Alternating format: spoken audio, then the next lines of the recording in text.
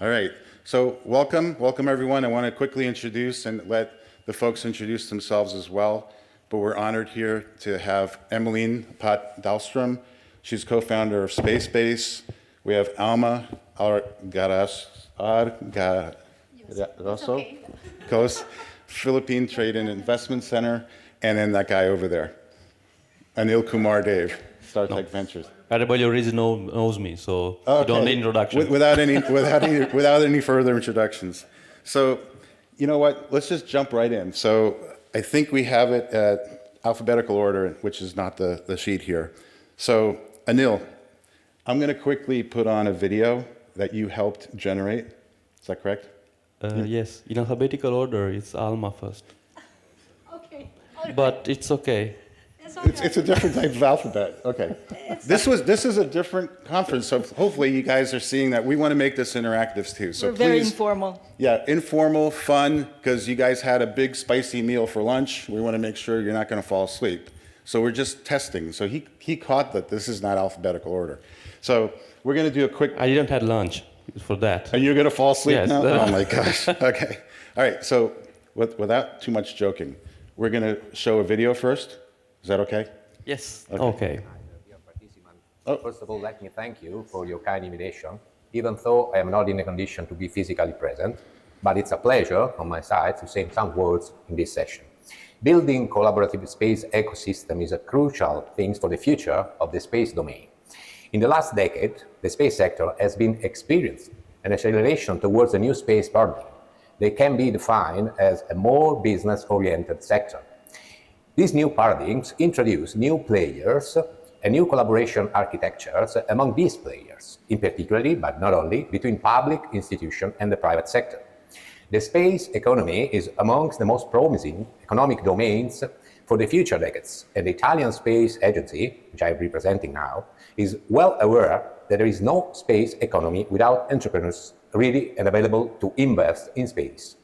The new space ecosystem is now made up of different actors. First of all, we find traditional institutional players, the space agencies. They will continue to play a crucial role, partially different from today, in particularly investing and setting the direction of science and innovation, orienting and financing part of the space applied research, defining national and international institutional strategies and relations through the so-called space diplomacy. Space agencies will have an important role in defining space regulation policies and not least in supporting the creation of new space systems and specific case stimulating the creation of new space-related markets, like in the case, for example, of space debris removal. Then we have industries, large system integrators, large companies, mid-caps, small companies, and startups. Private actors are no longer simple suppliers, but rather enablers and partners for the institutional players. Let me now spend a few words on the Italian space industry. Italy has a very well-recognized community of space companies with a long history, excellent capabilities, and global footprint. The overall Italian industry covers the entire space channel value, and it is distributed over national territory, although with concentration of competences in specific areas. This community is represented by a limited number of well-structured and consolidated large companies, and for the large majority, about 80%, by small, medium, and startups. In many cases, small companies are able to stay ahead of the new technology trends and to introduce disruptive innovation. The Italian industrial ecosystem is really various and rich. The Italian Space Agency is aware of the importance to stimulate this context, and competitiveness of this ecosystem is among the institutional goals of the agency. To this purpose, we are implementing several initiatives focused on, for example, one side, on the advancement of the frontier technology for the biggest player, but at the same time, we are encouraging the collaboration with small players that very often represent engines for innovation. Not least, we are supporting initiatives to strengthen the capability of our best smaller players to become space system players through dedicated calls, for example, the ALCOL program, so to allow them to be able to manage a system level of full space missions. Let me also spend a few words for startups. The presence of a lively and dynamic community of startups is a key indicator of the competitiveness and innovation of the space system ecosystem. For these reasons, the agency is implementing several initiatives in support of the incubation and acceleration of startups. The number of Italian space business incubation centers, in collaboration with the European Space Agency, has been increased to 5, and one more is already planned. The Italian Space Agency has several related initiatives. One is Space Founders, in collaboration with the French agency and University of Munich, targeted to select and accelerate the most promising startups throughout Europe. In addition, let me also mention the multiple accelerator approach in international markets. The Italian Space Agency, with different approaches, aims to facilitate partnership and collaboration with foreign space companies, not only in Europe, but I would say all over the world. Concluding, let me state how proud we are in highlighting that the Italian space sector contributes to the economic development in a very substantial way. We do have more than 8,000 of highly qualified employees. We do have about 300 companies open to global collaboration, which are and which represent the engine of our space sector. Thank you very much for your attention. So that was my homework assignment to Anil, to get a short presentation from the president of the Italian Space Agency. So there's a long version that we can provide for you. But Anil, please, can you supplement and talk about the importance of having a space agency and how that can benefit the ecosystem? Yeah, so thanks for having me here, first of all. Just allow me 10 seconds to introduce myself. Please do. My name is Anil Kumar Dave. I go with Anil because it's easier, definitely. And I'm the former director of technology transfer of the Italian Space Agency. I was the advisor to the European Space Agency in the IPC, the Industrial Policy Committee, and also advisor to the president on the open innovation for space agencies as well. So I'm working now as a space economy advisor for some regional entities, supporting them in building space entrepreneurial ecosystem and designing policies for the benefit of space sector. Why? Why all this? Because space economy is now closer to us than we think, and the benefit and the advantage of space are definitely, more visible than in the past. The title is quite fascinating, Beyond the Kármán line. So I don't know how many of you know what is the Kármán line. One for sure in the room knows what it is. Because they know. Is where conventionally space starts. So it's 100 kilometer, let's say, boundary, and after that space starts. So everything is developed to reach that 100 kilometer is considered to be in space. And all the technology and data we have from that line and above is considered to be used for space. And space economy is accessing that kind of technology for the benefit or on Earth and to develop commercial applications, or vice versa, using technologies and data we have on Earth to go further beyond that line. Okay, having said this, what is the role of the agencies and the government? But basically, as per my personal knowledge and past experience, two only: providing the tools and unlock the potential of the territory of the area. If I should add some salt and pepper to the answer, is that we are all good in building ecosystems, I should say, but we are not all good in making the ecosystem evolve. We are in Australia, so where Darwin started his evolutionary, theory. And evolving something is not a Darwinian or a Lamarckian approach, but is a mix of that. And in an entrepreneurial ecosystem is even, more difficult than that. So building an ecosystem, okay, almost, everybody can, but not making it evolve. And that maybe is the right thing we have to point out. Great, thanks. Maybe also to help us understand who you are. So no one here is from a government, right? No one here is a minister. Oh, okay. And how about entrepreneurs? Who's an entrepreneur? Okay, and an investor? Okay, what are we missing? What did we miss? We missed the category. What is it? Academia. Academia? All right, cool. So we're on it. Okay. Again, maybe that helps with the introductions. Okay. So please feel free. please introduce yourself and then talk about a little bit about the importance of a Thank you, space Stefan. Thanks. Thank you to GEC and to Stefan for having me here. Good afternoon, everybody. Magandang hapon po sa inyong lahat. Very glad to see you all here. And I thought we invited a lot of people, but I think they're still in outer space. Yeah. But one landed already, so the others haven't landed. But anyway, good afternoon, everybody. And my name is Almar Gayoso. I'm the Philippines Trade Representative to Australia, responsible for advancing the country's trade and economic interests. I also cover New Zealand, Papua New Guinea, and the rest of the Oceania region.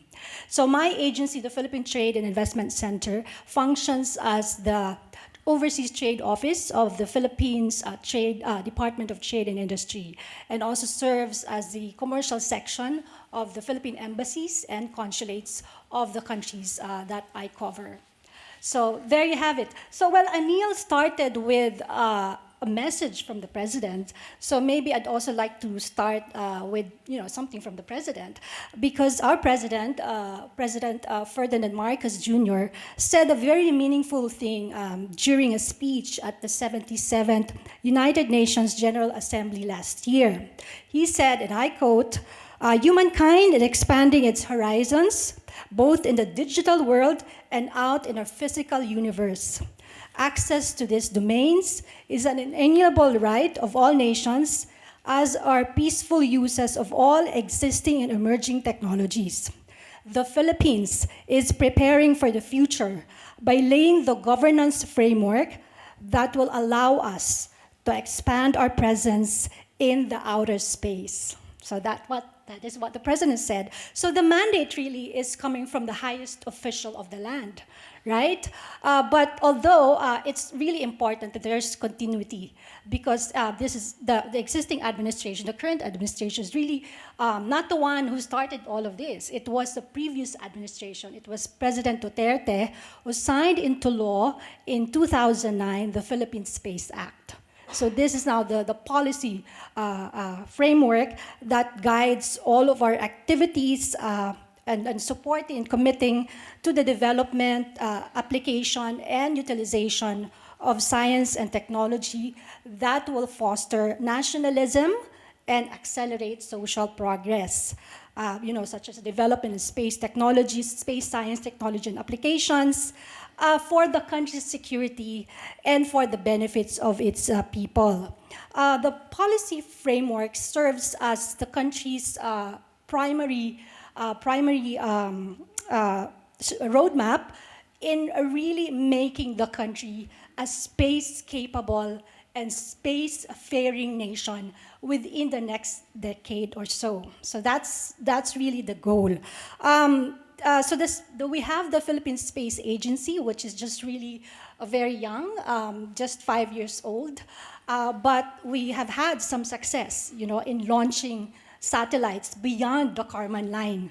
So we've had Agila 2, Diwata 1, 2 series, Maya 2, and then under development is the MULA, or the Multispectral Land Assessment, which when finished, is going to be the largest Filipino-made satellite. So, but we did not do it alone.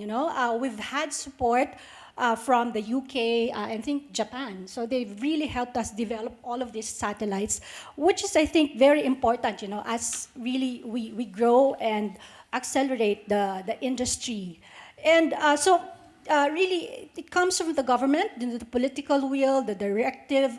Really comes from the highest. But it started with our issues and concerns in the West Philippine Sea, right? So that was really the impetus, because we have these national security concerns. But the government realized that the scope is actually wider. So from the initial considerations that the PhilSA, the Philippine Space Agency, should be under the Department of National Defense, and then Foreign Affairs, and then it became Science and Technology, which actually was really the beginnings of it, from the Department of Science and Technology, and then there was also Department of Natural Environment Resources, and then Department of Agriculture because of food security. The decision eventually of the government was to put the agency directly under the supervision of the Office of the President. So there's the office of the president, there's the agency, and then on the side is the advisory body. So composed of the different departments, related to all activities on space science and technology. So, the mandate, the directive really comes from the government, and then now we're going to that direction of really involving the private sector.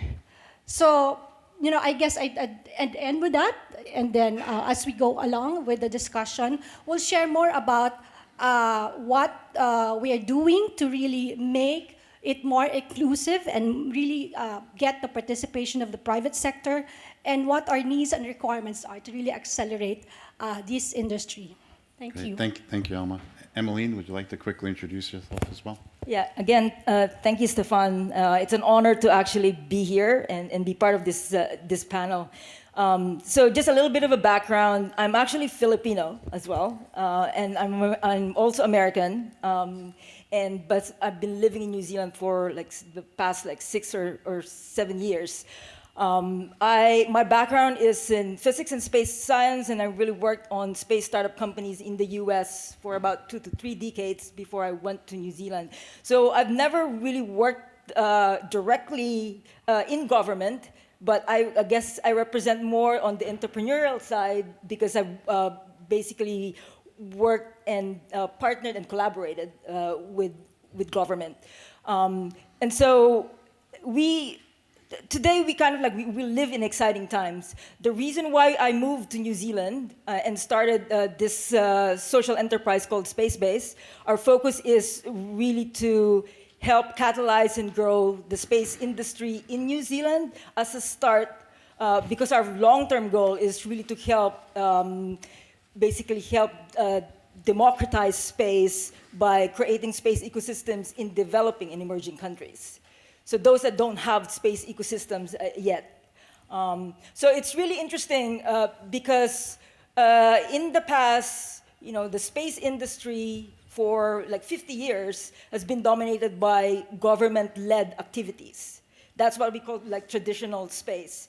But I guess maybe around 15 years ago, there's been an acceleration in commercial space, which is kind of now what we call new space. But even if that's the case, government still has a lot of role, and actually a critical role, especially for countries that are just beginning to create their ecosystem. Just to supplement some of the things that Alma was talking about, for me, I can touch on 3 things. One is that government is still a policymaker for the space industry or whatever entity that needs to govern policies and regulations within a country. But also, it also is a facilitator of inspiring the nation towards one focus and one goal. So again, as an example, I can think of say Luxembourg, which maybe 12 or 15 years ago, there's very little that's happening there, but at the same time, just because of the government's interest in one particular niche market in space, and in this particular one is space resources and manufacturing, which is actually the long-term one besides the ones that are happening now in Leo. But they decided that that's what they were going to do, and they managed to put all resources, all investment in there. And so today, actually in the space community, if you talk about space resources and mining, look at Luxembourg. So definitely government has a really big role in kind of creating that spark where all of the ecosystem stakeholders, which is including academia, industry, government, innovators, and funders, to kind of basically go and focus on one thing. The other thing as well is that because all of the treaties and international law and everything that has happened before are all nation-to-nation state. And at that time, they didn't realize that commercial space is actually going to happen in an international level. All of the laws are still based on nations. And so that's one role of government where all of the interactions between nations are still done that way. And right now, we do need new regulations and new policies, but that's still to come. So that's one thing that government is still very important. And then the other thing is private and public partnerships. And that comes in many forms. In a new ecosystem, normally the government is the first customer. And that's really how it normally goes, because the space industry is very risky. So that's sort of like how you kind of like get started, but then later on, then it becomes more of a partnership where the partnership and collaboration is looking at commercial as partners and contractors into like space activities. And so depending on where you are in the kind of like development of the space ecosystem, there's many different areas of how government and commercial can actually collaborate and play. So maybe I guess I'll just like stop there for now and Yeah, that's great. Thanks, Emily. So let me just take 1 minute to explain to you why Gen even has a space. It's not a vertical, it's actually a location to do business. So we thought that it was really important. So there's Gen in 200 countries, and there's a Gen for all the countries. We came up with the idea of, if you're going to do business in space, chances are you're not going to just be in space above your country. So why not put together an organization or an ecosystem environment that can help map out stakeholders for anyone wanting to do business in space? And that's looking up to space, looking down to Earth. So it's a really neat opportunity for us at Gen Space to partner with all the managing directors, all the ecosystem players, whether it's the investors, the academics, to really make this a thriving ecosystem successful. So we believe strongly that it has to be collaborative. So our big goal is to basically connect the stakeholders, to advise them. We have an amazing board of advisors. We have over 45 advisors all across the globe. And then last but not least is to inspire. So hopefully you'll walk away today, whether understanding you can connect with us, you can get advice from us, or you can get inspired by us. So we want to try to inspire you.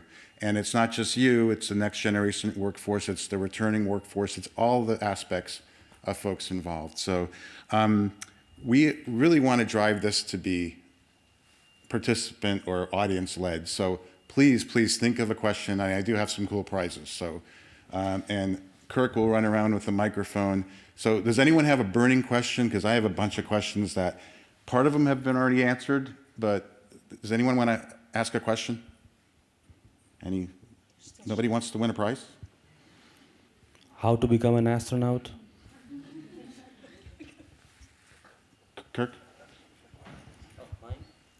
Yeah, I'm sorry, you're out.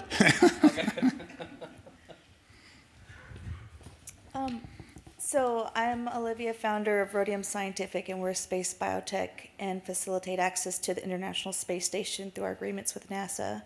And I was wondering, at your stage, especially in the Philippines, I have family there, and a way to give back would be to provide access to researchers and scientists to the space station. So is it possible to work with the Philippines? How would that process work if, I know you guys are 5 years in, but do you have researchers and scientists and technology that's ready to go to the space station, do you think, for testing? Okay, yeah, so thank you for that question. Yes, so it's still in the infancy stage, but so we're slowly building our capabilities, and so that's why one of the asks of the Philippine Space Agency is to be able to seek assistance from other countries and from other space agencies, in terms of research, technical cooperation, also education awareness, because that's very important also in the Philippines when it comes to demystifying whatever notion or preconceptions we have about the outer space or how to develop the space ecosystem, because it's just really starting.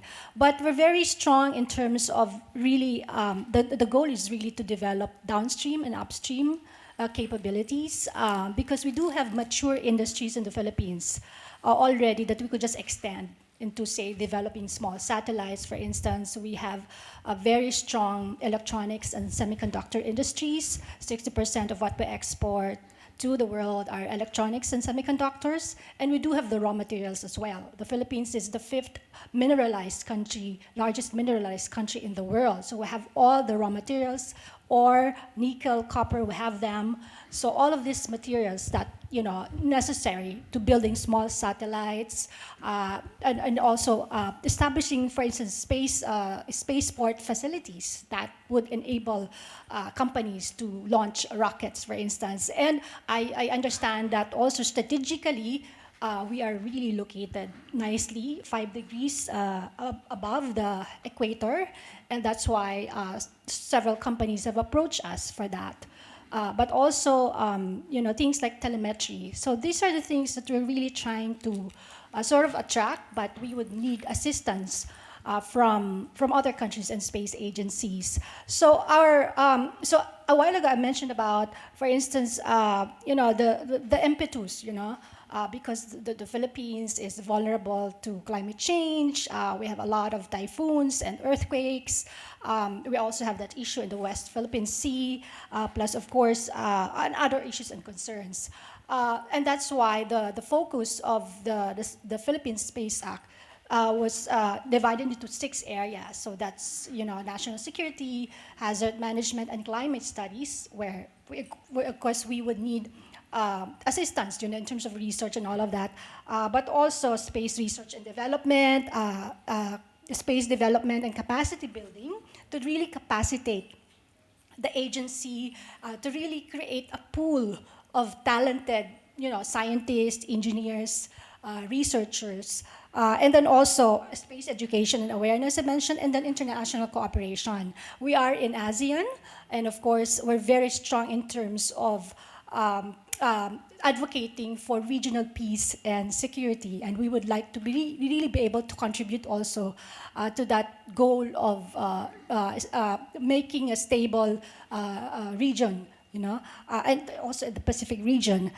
So yes, we welcome any support or assistance from other countries, and yeah, this is in fact the focus of what we wanted to do: international cooperation with other space agencies, particularly in research. And I just wanted to let you know, right now, one of NASA's main, and the commercial space stations coming online through the USA, one of their main focuses is semiconductor production in space, because the better materials are able to. It's very difficult right now because of the semiconductor process, but if Philippines is already a leader in semiconductors and materials, you would already have a leg up in the industry. Yes, yeah, thank you. Okay. Anybody else? Questions? Oh, Kirk, back there. Run back there. And can you wait, Kirk. Olivia, I'm going to give you your prize. Thanks. So if new space is all about the development of the private space sector, but we see globally that governments account for most of effectively the space business, do you see a way on how to transition that into the private sector? Can I answer something? I don't have the microphone. Well, you can.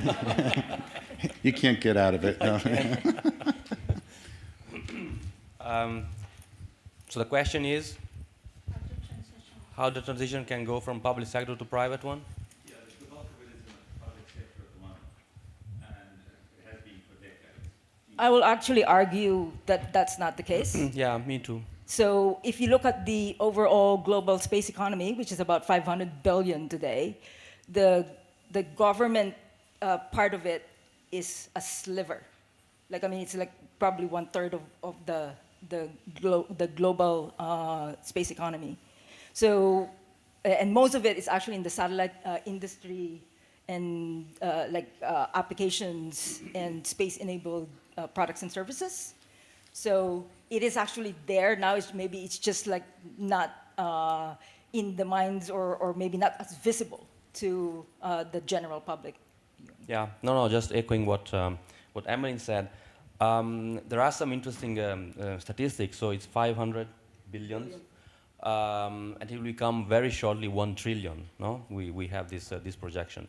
Now this cake, it's 1/3 lies is of course on the government side, but the 2/3 are largely defining the space economy as a somehow digital economy, because it's very much like using the data, using the infrastructure. So as Olivia said, no, as a Reutemann Scientific, so using the infrastructure that's already there in space, so the ISS, to develop maybe solutions or make research and test for products that will be used on Earth. And basically they are driven by private companies or private groups that want to use or take advantage of those assets. Data is another story, because data is very much close to us. It's accessible.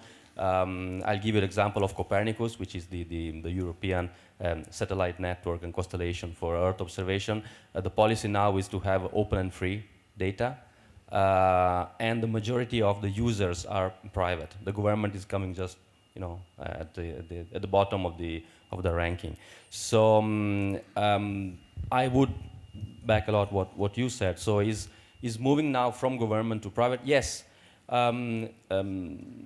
It's a matter of fact that if you want to send a geostationary satellite in orbit, it's not something that you can do by your own.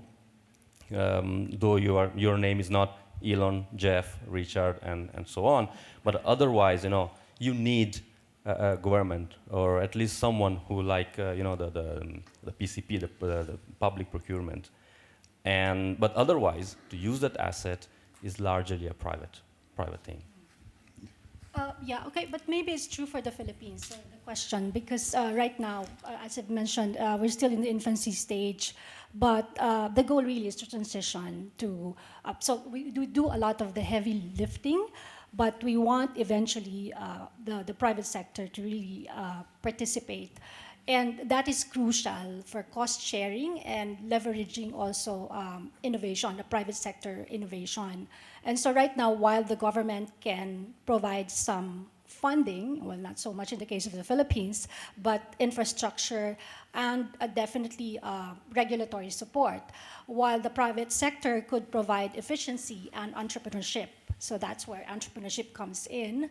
So I mean, the goal is to go towards that direction, and I think for mature industries, or for countries with mature industries, space industries, that is certainly happening already. Like for instance, SpaceX, right, and Blue Origin, when they've entered already the space sector. They've launched satellites, they've resupplied International Space Station, and they're also planning missions to the moon. And so that really, this shift towards commercialization, from just the government to commercialization of the private sector, can really unleash innovation and reduce cost. And that is exactly what we want to do in the Philippines, that we would want this to happen, to make it happen through the power of the private sector. Can I echo, before me the next question, can I echo what Alma said? The beauty of space is also the fact that we are now talking more and more about space diplomacy. So how the cooperation among countries can somehow go beyond the politics or other issues. Just to be very philosophically and very a satellite in space, the Earth observation satellite, it doesn't see borders. So the satellite just see the world as a one. So, and the International Space Station is the largest cooperation and cooperative research project among countries that maybe on Earth are not that in a good relation or in a good shape.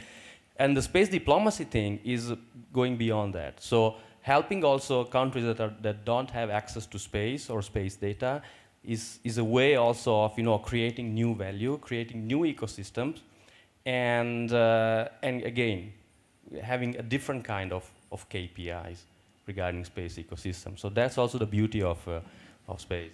Yeah, and thanks for bringing it up. Kirk, you got to give him his prize. Kirk, give him his prize for answering the question. asking a question. Okay.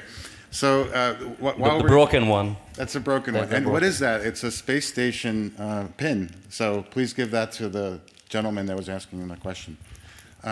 So one of the important things to talk about also is this is an inaugural meeting. It was initially planned to be in front of the ministerial session, but what we really want to do for the next GEC, between now and the next GEC, is to figure out a periodic frequency of communicating. So we're going to put up some contact information at the end of this panel, but we really want to strongly urge you to participate if you're interested on a quarterly basis. We'll be providing information and looking for topics to talk about in the next quarterly session. These will be all remote until we meet again at the next GEC. The importance there is to not just come here and listen, but we want to be able to instill you to take action, to drive, create a ministry, create an agency, whatever you think, and ultimately to be able to understand and share best practices from each other. So, the space race is healthy for competition, but it's not healthy for being successful. So we really feel that you really have to be collaborative. So I have a couple of questions still left. Can I ask a question to the audience? Absolutely. So, what you were expecting from this session? So, why you are here? The seats are comfortable, and we are all in the middle of nap time. But why you are here? What you were expecting to learn or to listen? Apart from having the chance of meeting an astronaut, a real one, but why?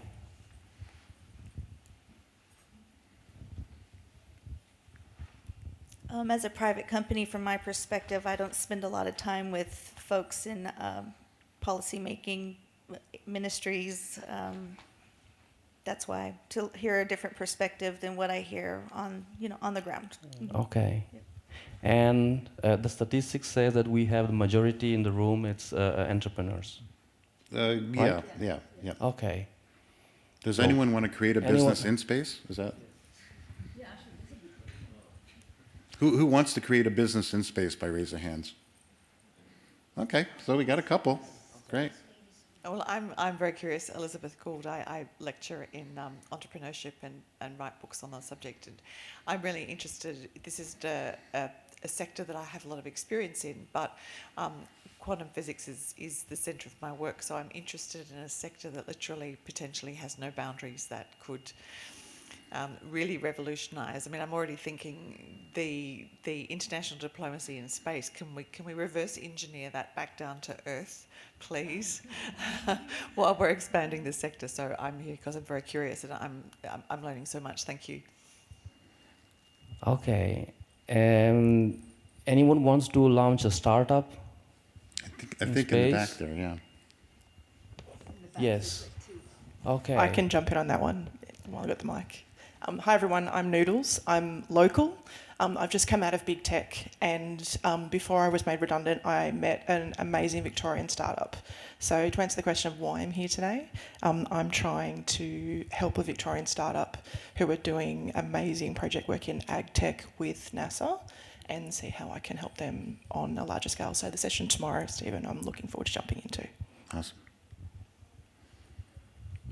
Are you happy with the answer, moderator? Yeah, that's fine. Yeah. Why, do you want a prize? No. Kirk, do you want to just go back and let them tell us, Kirk, about what they're doing in space?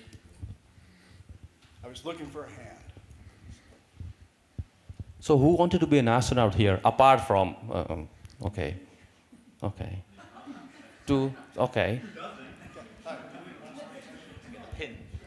I'm happy to ask the question if I get a space pin. Yes, you do. My creative business is in developing a metaverse experience. So one of the use case and case study that I use for teaching at universities or for my workshops is the hypothetical example of a space venture or space mission where a metaverse product or educational program can help socialize the astronauts or help them learn new skills and prepare them for when they land on the mission. So that's the reason why I'm here. Okay, you need to hurry up because at the last Biennale in Venezia, in Venice, on the movie festival, there was a presentation, and by the way, the moderator was really a great guy coming from a space agency and so on, wearing a gray suit and a black shirt. But there was this metaverse project presented there, joining virtual reality, augmented reality, and space to make space more accessible to, I would not say to all, but using those technologies to connect space to Earth. So yes, it's very much so. Hurry up on that because you already have one competitor. I'd love to connect with all three of you to discuss this further. And I'm waiting for my space pin. It's coming. Kirk, go. please. And just also to put a plug in for one of my portfolio companies called Space Nation, and the idea there is to find places on Earth that are otherworldly that you can access and learn something from astronaut leaders so that you can actually explore your inner space before you do outer space. Kirk, you got to give him a pin. Okay, now let's flip it around. Why don't you guys ask each other questions? Nice quote. Where you brought it? No. No. The question is, okay, I have a question for Alma and of course one for Emily. You mentioned that Philippines is part of ASEAN. Okay. So is more important to do the thing as a single member state or as a regional, let's say, regional area? Well, we are very strong in supporting an ASEAN mechanism, right? So yes, I think regionally, I mean, we do our own thing in the Philippines, but I think regionally, we should be able to cooperate. And I think that's going to already be in one of the statements already. I mean, you mentioned that it entered into one of the statements of the ministers. So that's really good. I mean, they already have that sort of awareness and they're putting forward all the systems in place to really drive this forward. Because as I mentioned, this is an issue in the region. Peace and stability in the region is definitely an issue and very important for the Philippines because of our concerns in the West Philippine Sea. So we need this. We need this international cooperation and partnerships to really be able to drive the industry forward, but also secure, regional peace and security. Okay. So the musketeers, one for all for one. All for one, yes. Okay. And that's actually happening as well now. I mean, there's already associations within the APAC region or the Indo-Pacific region where countries, I think the phrase today really is collaboration, which is really great. And as you're talking about diplomacy, I think that's definitely happening. Okay. So my question for you, Emily, because you define yourself and this is what you do. You're an ecosystem builder. Yeah. Okay. I mentioned that building an ecosystem maybe is not the main thing. The main thing is making it evolving and making it something maybe resilient and something different. In your experience building ecosystems, what went wrong? That's a good question. Because we learn from not from the success but from the failures. No? So what? Yeah. And again, I can go in different ways here, and so. Don't mention the names. We don't want to. Yeah, know no who names. went. No names. Yeah. Yeah. So, and it's in the region, and maybe there's like 2 countries, for example. So one thing is that. It's great to create an ecosystem where everybody is like playing along, maybe kind of like on a national level. But unfortunately, there are ones where it becomes regional and parochial. And so now there's competition between like regions, thinking that it's a zero-sum game. And so, but that's not what we want. What we want is collaboration where all of the regions would actually find like their niche in the market, so that they can collaborate towards like probably either a national mission or a national strategy to kind of like move forward. So that has happened.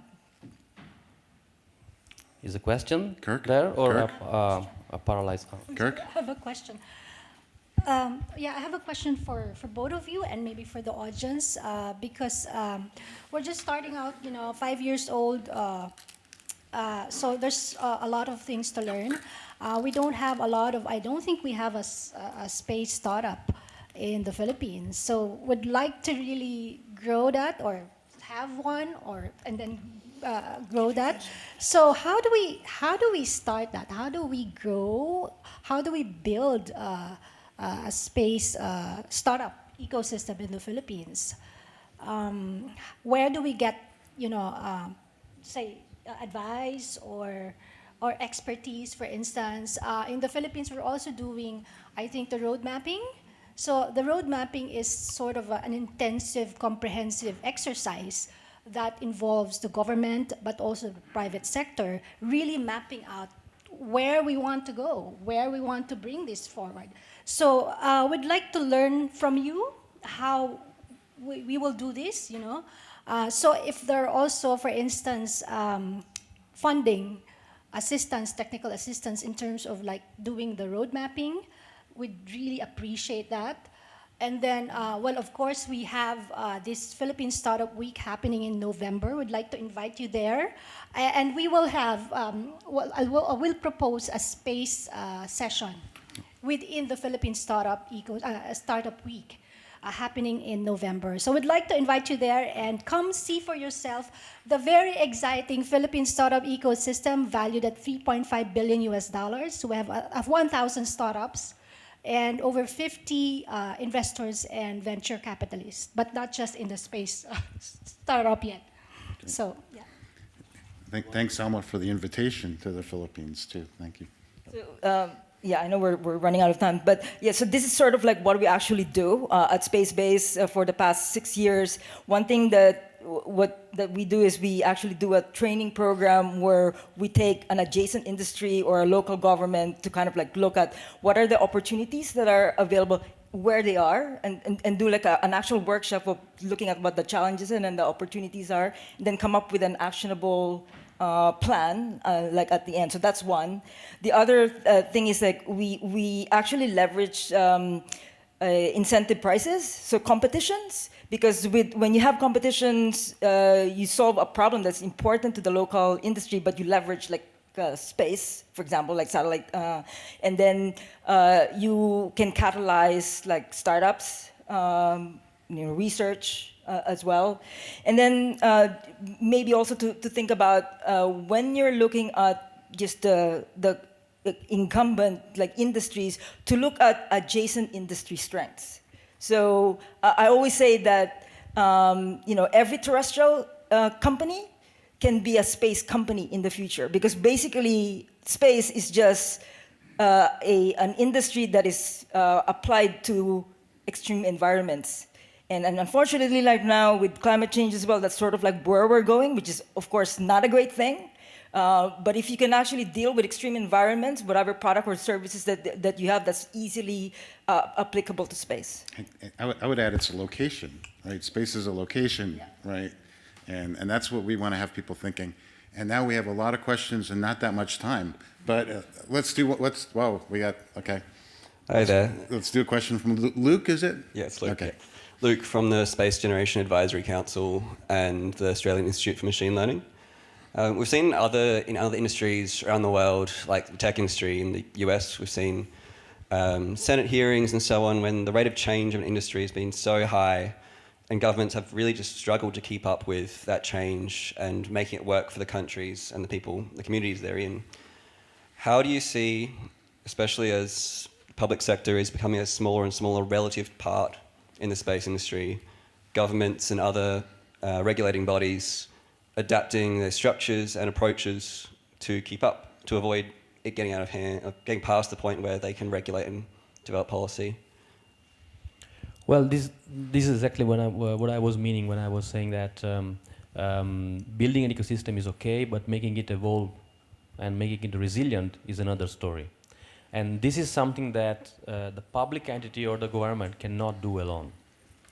And in my experience, okay, there's not a one-fits-all, recipe, but let's say the most advanced ecosystems I see, space ecosystems, of course, around the world, are the ones that have all the combination, all the possible combination. Yes, the public, the government, let's say, the policymaker is providing the tools, but then it's not the same entity that is, delivering or making the things happen. They need the support of other actors. It's like the evolutionary economy of evolutionary theory of Darwin and Lamarck. The elephant trunk or the giraffe neck. It's happening, or it's because the environment is changing. And these two things are not something that necessarily a public entity or a government knows how to, let's say, tackle. This is what happened. So not alone. And we mentioned also two keywords, I guess, in the panel and the fellow colleagues: the capacity building and the PPP, the public-private partnerships. Maybe that's the secret, part of the secret sauce, in my opinion. Thanks.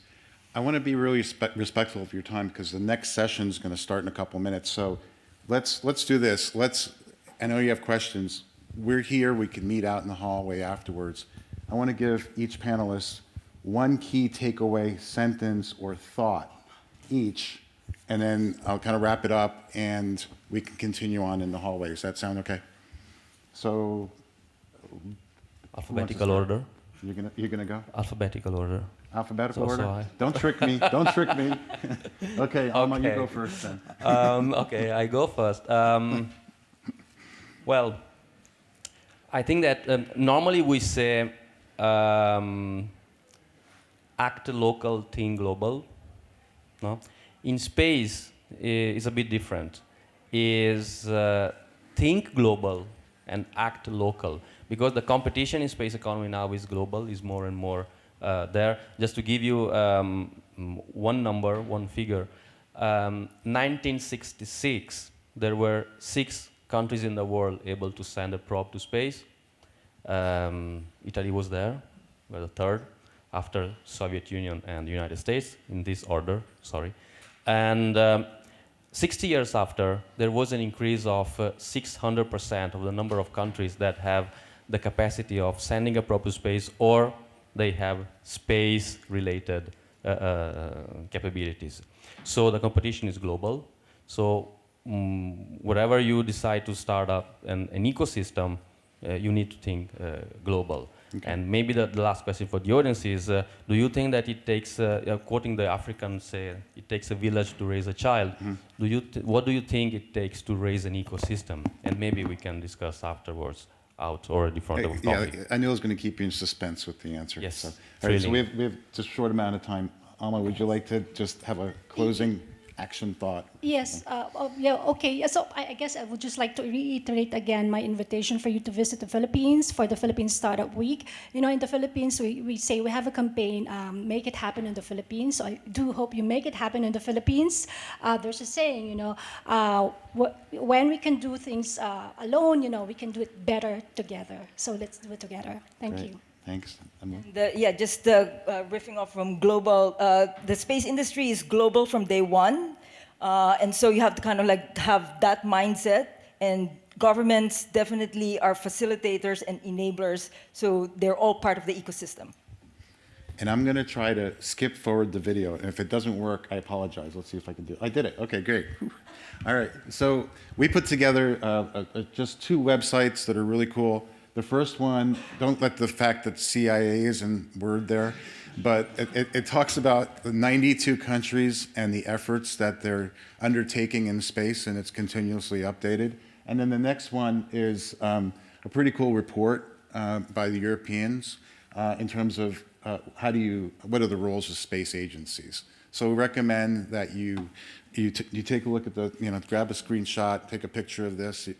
Also, my contact information is up here, and as I mentioned, what we really want to do is create some thoughts, get some actionable stuff. We'll be doing quarterly meetings. We'll make sure, send me a note. We'll put you on the mailing list. Invite your ministers, if you have ministers or space. If you don't, people that might be in that area, people in the government. This week we competed with an event. I always get the acronyms wrong, but I think it's APRSF, right? Asia Pacific. It's a mouthful. It's basically the space agencies in this area. So otherwise we would have had a lot of space ministers in the room. We will do our best for the next GEC. So thank you, panelists. Thank you, audience. Thank you, GEC, for the opportunity, and have a great time. Thank you,